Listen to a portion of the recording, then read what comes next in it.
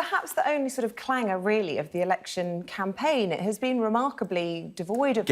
I would say a gaff-free zone. Well, that's not true. Hang on. Just carry that's on not with true. that thought. But in the FT, well, we'll pick up on it, but in the FT, picking up on this point that, you know, the Tories are not doing as well... Remember the floods at the beginning? Is that because Boris Johnson has been doing worse in recent weeks, or is it because Jeremy Corbyn has been doing... Jeremy Corbyn's a good campaigner, and once people get out, and you saw in the two head-to-head debates, they were both scored marginally to Johnson, 51-49, 52-48, effectively draws in a debate.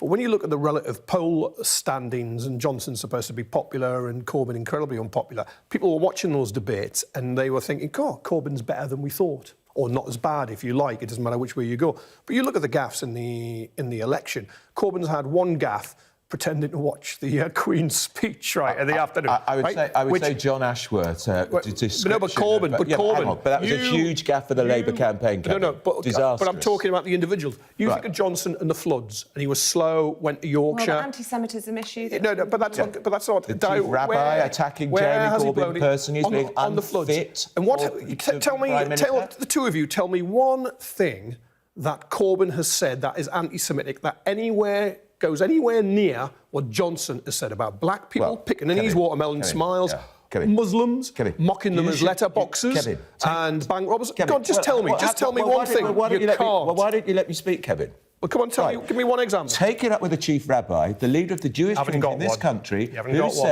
who says that man is unfit to be Prime Minister because he's allowed anti-Semitism to fester and flourish in his party.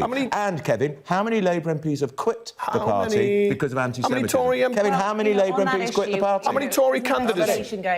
Luciana Berger, now in the Liberal Democrats. How many Tory candidates have been suspended in this campaign for anti-Semitism? Is it 3? How many others are under investigation? Tory MPs have defected to another party because of racism in the party. You've got a big problem with anti-Semitism in the Labour Party, because you accept racism in the Tory Party. Kevin, you find it acceptable in the Tory Party.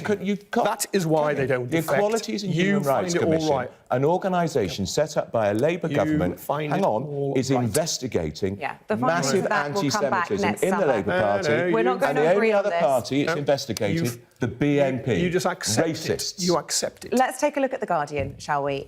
This is where Jeremy Corbyn is urging voters to deliver a shock to the establishment. There is a chance that could happen. What form